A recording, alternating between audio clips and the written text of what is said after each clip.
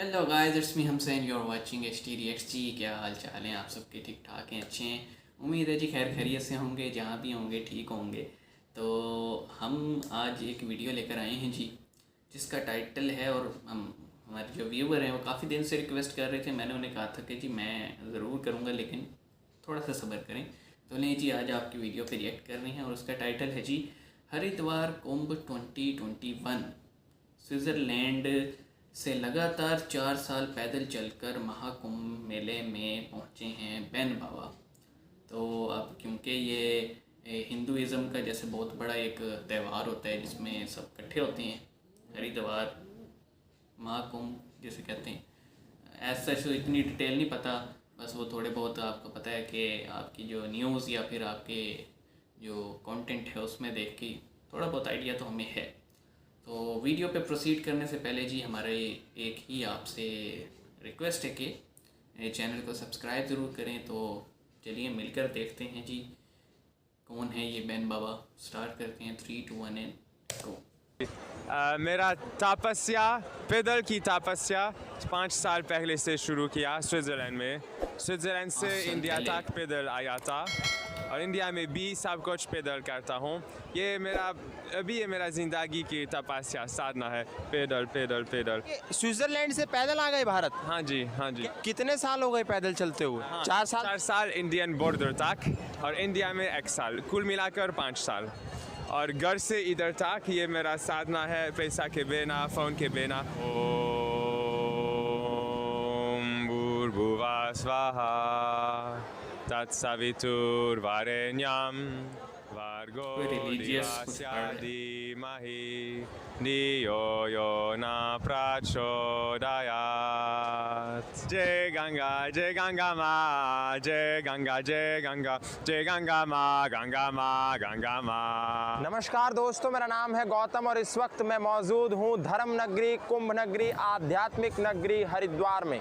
हरिद्वार में आगाज हो चुका है विश्व के सबसे बड़े मेले महाकुंभ का, और इस महाकुंभ की एक एक चीज, एक एक आकर्षण का केंद्र मैं आपको लगातार दिखा रहा हूं, और आपकी भी सकारात्मक प्रतिक्रियाएं मुझे प्राप्त हो रही हैं। इसी श्रृंखला में आज मैं आपको मिलाऊंगा बैन बाबा से।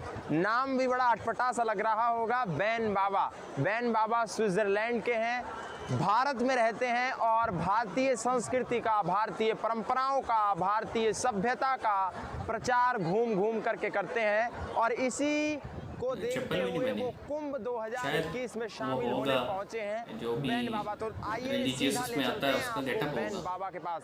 बहुत बहुत स्वागत है बैन आपका, कैसे हैं आप? मैं बहुत ठीक हूँ, धन्यवाद आपका, मेहरबानी। सबसे पहला सवाल जो मैं आपसे करना चाहता हूं कि ये जो आपने वस्त्र धारण किए हुए हैं, हाँ, आप आते हैं स्विट्जरलैंड से, हाँ। और स्विट्जरलैंड एक ऐसा देश माना जाता है जहां दूर दूर से लोग पहुंचते हैं इंजॉयमेंट के लिए, मज़े के लिए, मौज के लिए, मस्ती के लिए। आपको क्या हुआ जो आप ये चोगा पहनकर भारत आ गए और भारत में भी हरिद्वार का कुंभ करने आए हैं? स्विट्ज़रलैंड में सब कुछ है, लोग, सब कुछ, पैसा है, गाड़ी है, बड़ा घर है, और मैं उधर देखा था जब इतना ज़्यादा पैसा है, इतना ज़्यादा खुश नहीं है। कभी खुश है, कभी खुश नहीं, लेकिन मैं इस तरह देख रहा हूँ। खुशी पैसा से बिल्कुल नहीं आ सकता है, पैसा खुशी नहीं खरीद सकते, और मैं सोचता हूँ सच खुश अंदर से आता है। इसीलिए मुझे पैसा, ये मेरा शौक पैसा नहीं है। जब पैसा है ठीक है, लेकिन ये ज़रूर नहीं है। सबसे ज़रूर ध्यान करना, योगा सीखना अंदर के खुशी के लिए। अंदर की खुशी ज़रूरी है। आपने कहा कि पैसा सब कुछ नहीं है, पैसे से खुशी को ख़रीदा नहीं जा सकता है, लेकिन मैं ये जानना चाहूँगा जब आप स्विट्ज़रलैंड में थे आप क्या करते थे? मेरे काम पहले से ये वेब डिज़ाइनर, वेब डेवलपमेंट। तो उसमें कितना पैसा कमा लेते होंगे? काफ़ी पैसा, बहुत पैसा। जी, घंटे से लगभग $10, कभी कभी, और अभी ये पैसा मेरे साथ नहीं है, और मेरे साथ कुछ पैसा नहीं। मेरे साथ मेरा घर से अभी धर्मशाला, अभी हिमाचल प्रदेश कांगड़ा है, और घर से इधर तक ये मेरा साधना है, पैसा के बिना, फ़ोन के बिना। उधर सब कुछ है हिमाचल प्रदेश में, लेकिन 2 महीनों संन्यास, फुल संन्यास। और बैन बाबा के पास जब हरिद्वार आए हैं तो कुछ भी नहीं है और ये साधना है, बिना पैसे के चल रहे हैं और यहाँ तक पहुँच गए हैं। बैन एक और सवाल मेरा है कि भारतीय संस्कृति की कौन सी चीज़ों ने आपको भारत की तरफ प्रभावित किया, आकर्षित किया? वो कौन सी भारत की चीज़ें थी जो स्विट्ज़रलैंड छोड़ के आप यहाँ आ गए? हाँ जी, सबसे ज़रूर बात आपके पास भारत में सबसे ज़रूर ये योगा कहते हैं। सबसे ज़रूर ध्यान करना, ध्यान, समाधि, मोक्षा और आत्मा शास्त्र। ये आपका मैं सोचता हूँ सबसे मूल्यवान बात इंडिया में आत्मा शास्त्र। गौतम बुद्धा और लॉर्ड शिवा और मैं पतंजलि से सीख रहा हूँ और वे सब लोग एक ही बात कहते हैं, अंदर शांति करना और ध्यान करना। I will recite one from Gautam Buddha. It's a mantra for universal love. It's wishing well to everyone. Bhavatu Sava Mangalam. Bhavatu Sava Mangalam. Rakantu Sava Devata. Sabadhamanubhavena. Sada Soti Bhavantu Te. Have you heard about Gayatri Mantra? Can you recite it? Om Bhurbhuva Svaha Tat Savitur Varenyam Vargo Divasya Dhimahi Dhiyo Yona Prachodayat. Om Shanti Shanti Shanti Shanti Om। आप अपने बच्चों से भी अगर पूछेंगे कि गायत्री मंत्र सुनाओ तो शायद वो गायत्री मंत्र ना सुना पाएँ, लेकिन सौभाग्य और गौरव की बात यह है कि स्विट्ज़रलैंड से आने वाले एक वेब डिज़ाइनर जो घंटों के डॉलरों कमाते थे वो आज आपको गायत्री मंत्र सुना रहे हैं। When I had a question that what kind of sadhana you are doing that आप अभी नंगे पैर हैं, पैदल चल रहे हैं, गाड़ी में नहीं बैठ रहे हैं, इसके बारे में थोड़ा बताइए। नंगे पैर क्यों चल रहे हैं और गाड़ी में आपने बैठने से क्यों मना कर दिया? जी, मेरा तपस्या, पैदल की तपस्या 5 साल पहले से शुरू किया स्विट्ज़रलैंड में। स्विट्ज़रलैंड से इंडिया तक पैदल आया था और इंडिया में भी सब कुछ पैदल करता हूँ। ये मेरा ज़िंदगी की तपस्या साधना है, पैदल पैदल पैदल, क्योंकि पैदल इतना आराम है। गाड़ी में 10 घंटे चाहिए, पैदल 1 महीनों शायद। एक बात बताइए, स्विट्ज़रलैंड से पैदल आ गए भारत? हाँ जी, हाँ जी। कैसे? 18 मुल्क, यूरोप से बाद में तुर्की, Iran, Armenia, Georgia, Russia, Kazakhstan, Kyrgyzstan, Uzbekistan, China, Pakistan, India. तो कितने साल हो गए पैदल चलते हुए? लेकिन 1 साल इंडिया में और 4 साल इंडिया तक। 4 साल चल चुके हैं? हाँ, 4 साल इंडियन बॉर्डर तक और इंडिया में 1 साल, कुल मिलाकर 5 साल। 5 साल चल चुके हैं, अभी और कितना चलेंगे? बहुत साल। अभी कोई टारगेट फिक्स नहीं है कि इतना चलना है? नहीं, टारगेट इंडिया था और अभी इंडिया में हो और अभी कौन सा टारगेट? अभी सच टारगेट अंदर है, अभी ध्यान करना है और चलना, पैदल में जाना, ये मेरा ध्यान है। पैदल चलते हैं, मैं तो देख करके और सुन करके हैरान हूँ।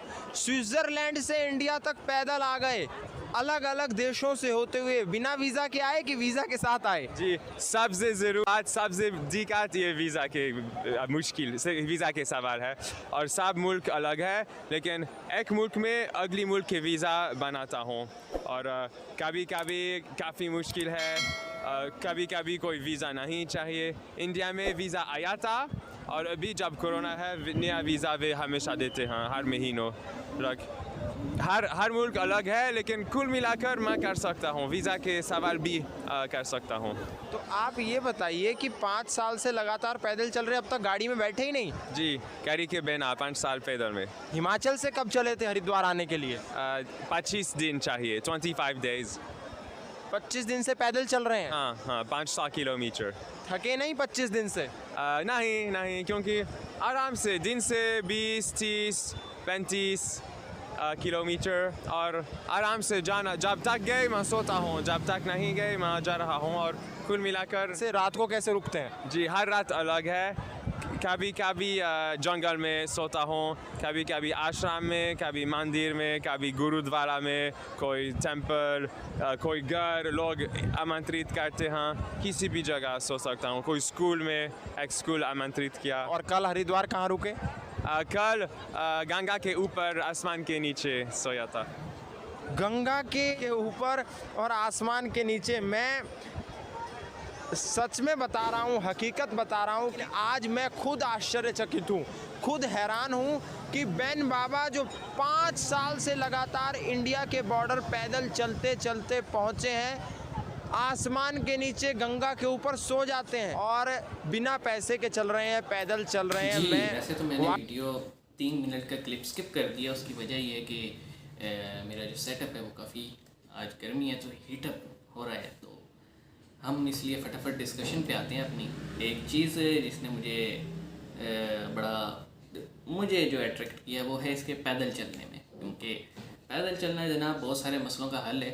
आप फिट रहते हैं, आप एनर्जेटिक रहते हैं, अपनी लाइफ को जो है वो एक्सटेंड कर लेते हैं, तो ये हेल्थ के हिसाब से था।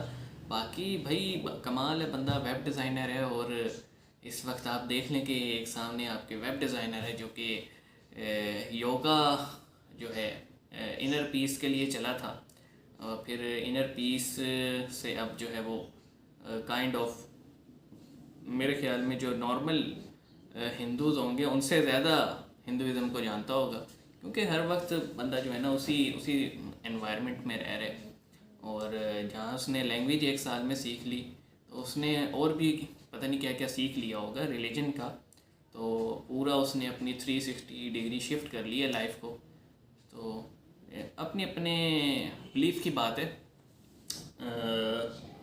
जिसको जो अट्रैक्ट करे, जिसको जहाँ पे पीस मिल जाए तो अच्छी बात है जी।